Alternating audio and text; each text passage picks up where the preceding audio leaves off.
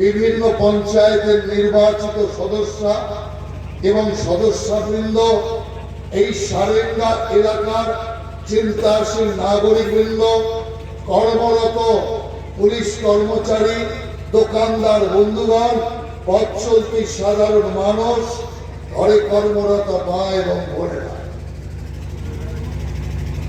আজ থেকে 15 বছর আগে এই বাঁকুড়া জেলায় এসে আমি বলেছিলাম, হে বাংলার মানুষ, বাঁকুড়ার মানুষ,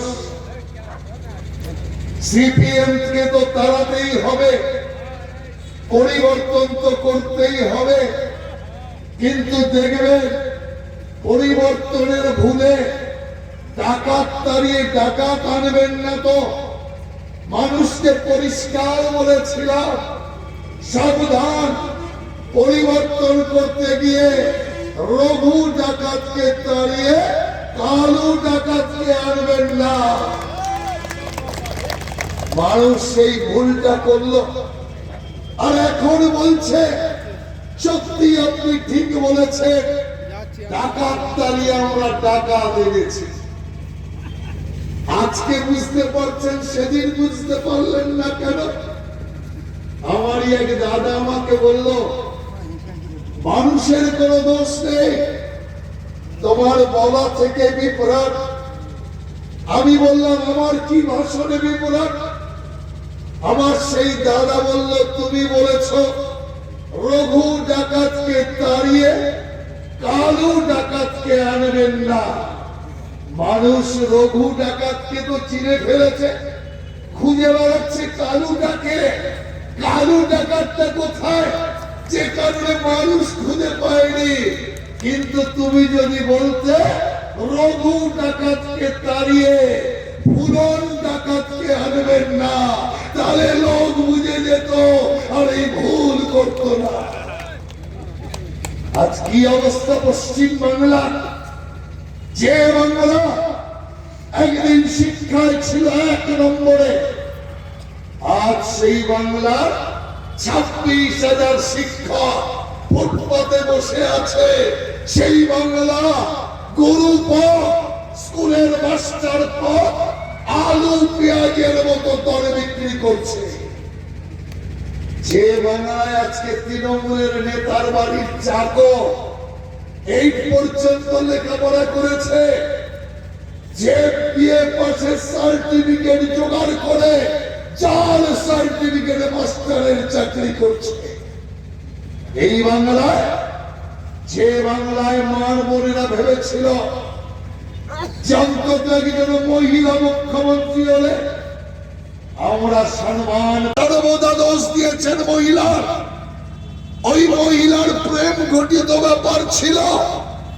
প্রেম ঘটিত ব্যাপার থাকলে ধর্ষণ করা যায়।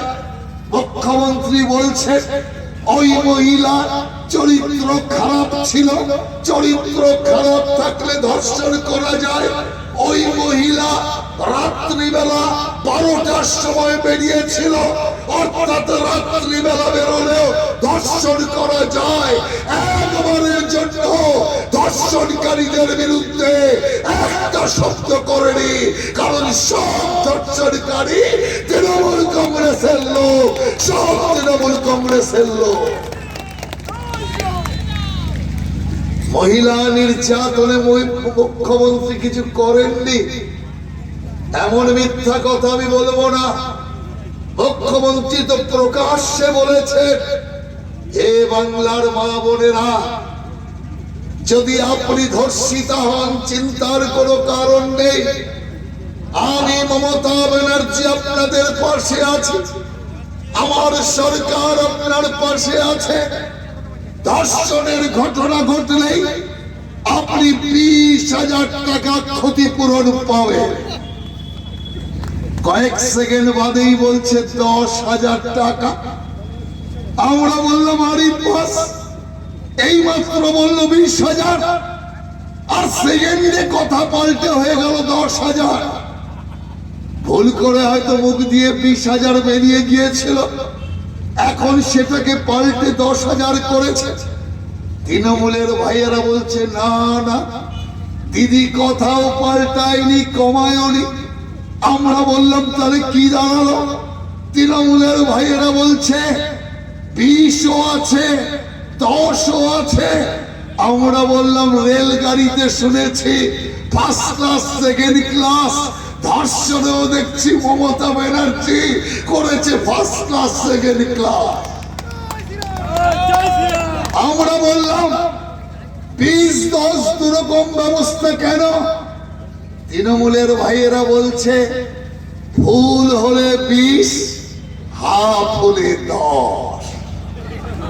চিন্তা করুন, পশ্চিম বাংলার একজন মহিলা মুখ্যমন্ত্রী মা বোনের সর্বোচ্চ সম্মানের মূল্য 20,000, 10,000 টাকা ঠিক করেছে। আমরা পুরুষ হয়ে কি করে বোঝাবো? একজন মা বোনের সম্মান কোটি কোটি টাকা দিয়েও কেনা যায় না, টাকা দিয়ে মা বোনের সম্মানকে ফিরিয়ে আনা যায় না।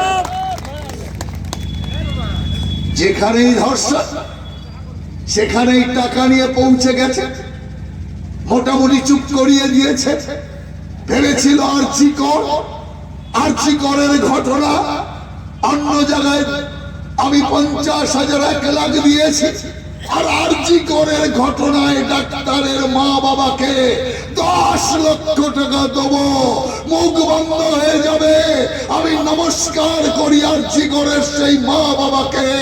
10 লাখ টাকা মুখ্যমন্ত্রীর মুখের ওপর ছুঁড়ে মেরে জবাব দিয়ে দিয়েছে, আমার বেসম্মান কোটি টাকাতেও বিক্রি হবে না।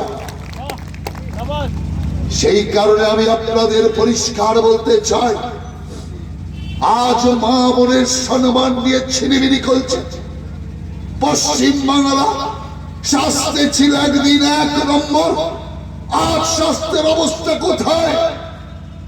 কোন রোগীকে যদি সরকারি হাসপাতালে নিয়ে যেতে হয়, সেই রোগী উপরওয়ালাকে ডাকে, হে উপরওয়ালা, সরকারি হাসপাতালের গেটে ঢোকার আগেই আমাকে নিয়ে চলে যাও, আমি ওখানে গিয়ে বিনা চিকিৎসায় আর ভুল চিকিৎসায় মরতে চাই না।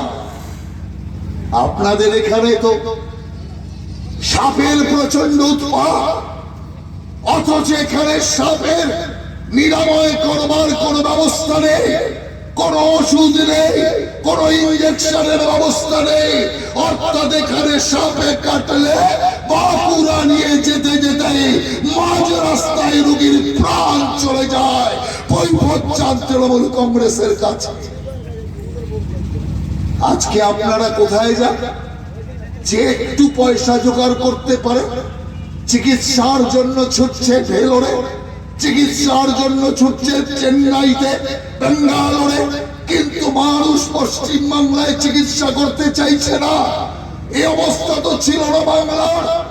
একদিন বাংলা মার ভান্ডার ভরা ছিল, সারা ভারতবর্ষের লোক বলতো খেতে পাচ্ছ না, চলে যাও বাংলা মার কাছে, কেউ সেখানে অভুক্ত থাকে না। শিক্ষা চাই, চলে যাও পশ্চিম বাংলায়, সেখানে শিক্ষার জোয়ার বইছে। লোকেরা বলতো স্বাস্থ্য চাই, চলে যাও পশ্চিম বাংলায়, সেখানে চিকিৎসার উন্নত ব্যবস্থা আছে। আজ বাংলায় কি আছে? আজ বাংলায় সর্বনাশ আছে। তৃণমূলের ঝান্ডাধারী অস্ত্রধারী গুন্ডা আছে। আর কি আছে? আর এলাকায় এলাকায় অজস্র মদের দোকান আছে। দিদি ভাই বলছে চিন্তার কি আছে? মদের দোকান খুলে দিয়েছি, ডুগ পিও আর যুগ যুগ জিও করবার ব্যবস্থা। পশ্চিম বাংলাকে আজ নেশাগ্রস্ত করে দিয়ে একদল তৃণমূল কংগ্রেসের হাতে অস্ত্র তুলে দিয়ে আজ পশ্চিম বাংলাকে সর্বশান্ত করার রাস্তায় চলেছে।